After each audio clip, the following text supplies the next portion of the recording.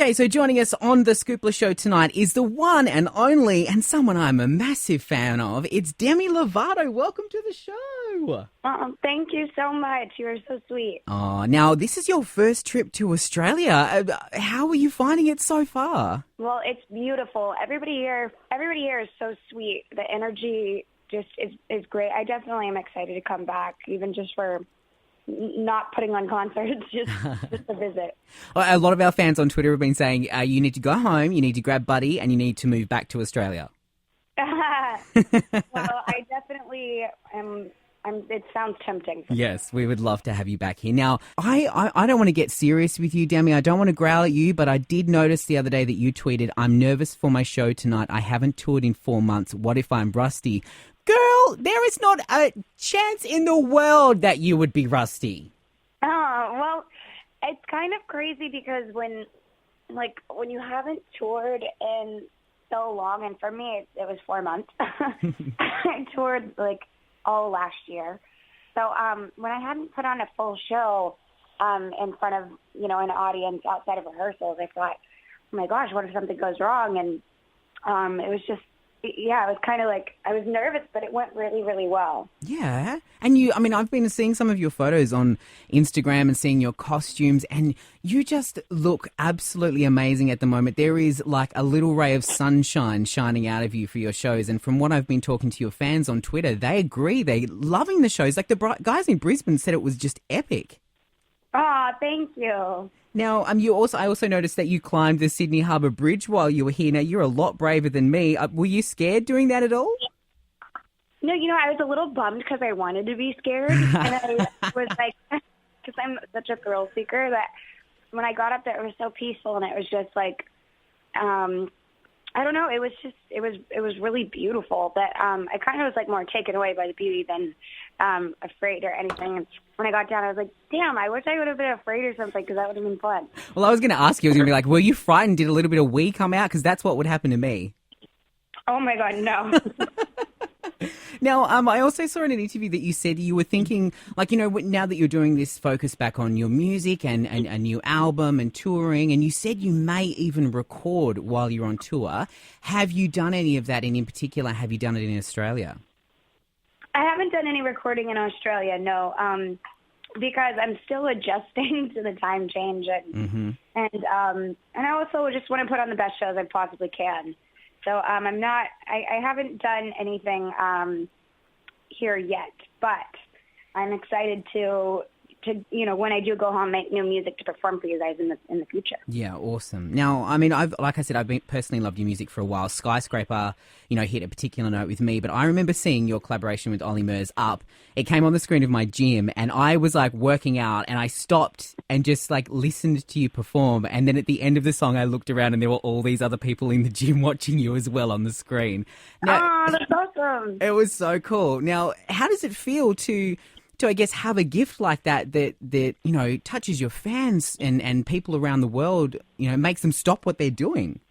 You're really, really sweet. I love singing, and I'm glad that other people like to hear my voice. It kind of worked out like that.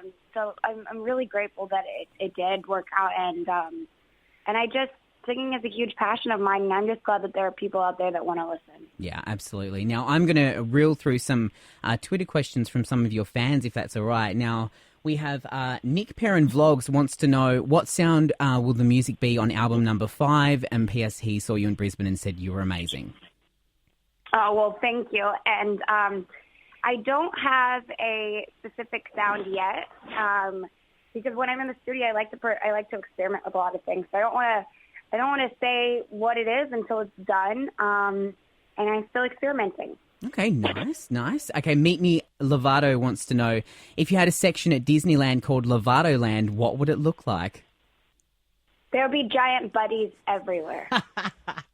I honestly, if they gave out awards for the cutest dog on Instagram, Buddy would win. Oh, no, for sure. I have not seen a cuter dog than him. Never. Okay, I Heart DD Lovato wants to know, do you still plan on collaborating with Ed Sheeran? I would love to. That's always been a dream of mine. I would love to. So, absolutely. Ed, listen up, buddy. You need to get in contact with this amazing girl. Okay, Dex Metria wants to know, if you could make your own emoji, what would it be? It'd be the middle finger. There's not like any middle finger emoji right now. So you'd love a middle finger emoji? Yeah, absolutely. We need to talk to Apple and get that happening. I thought you might have created a stank face. Oh, that's true. That's a good one. Yeah, because I've noticed that you do love the kisses, and I think maybe they should create you your own. Oh yeah, that's true. That's a good one. All right, Ramoni Summiller wants to know, what do you do when you warm up before you sing? Because obviously you're on tour in Australia at the moment. You're doing this world tour. Do you have like a ritual that you go through before you head out on stage? Well, I like to get dressed and touch up my makeup and then focus on warming up. So I just like to put on my favorite music and, sometimes I'll do scales and things like that. But I really love to warm up to my favorite songs and my favorite singers. And are they songs that you perform on tour, or do you go for something that's completely different? Because I know you're very rock and roll. Like your voice has been described as like a Pat Benatar, right? Oh, thank you. Yeah, I like to do rock and roll stuff. So a bit of getting in there and getting a bit gritty. But I will perform that, but I'll be warming up backstage to Aretha Franklin.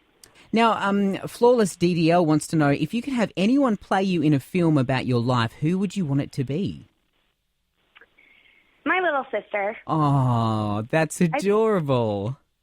I think that she knows me better than anybody out there, and I think she would do an incredible job because she's such a good actor.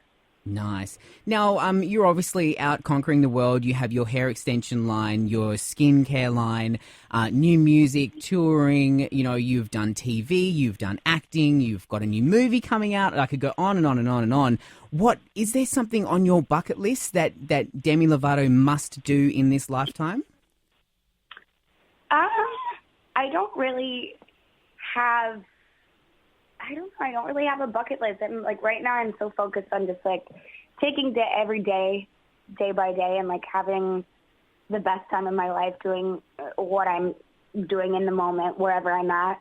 I kind of, of course I would love to have a family one day, but, when it comes to other things that would be on a bucket list, I'm so fulfilled right now that I don't know if life can get any better. Oh, that's awesome to hear that. And you obviously talk about your little sister, and family's obviously very important. But would you see yourself having a big family or a small family, or you just take it as it comes? Take it as it comes. I think it would be a long time from now for sure, but yeah. I've always kind of wanted a big family. Absolutely. Well, look, it has been fantastic chatting to you. We love having you in Australia, and we would love to have you come back. Demi Lovato, it's been an absolute pleasure talking to you. Thank you so much. Thank you so much, and you're so sweet, and I had such a great time talking to you. Oh, thank you. I hope you enjoy the rest of your time in Australia, lovely. Thank you for coming here. Oh, thank you. Bye. Okay, bye.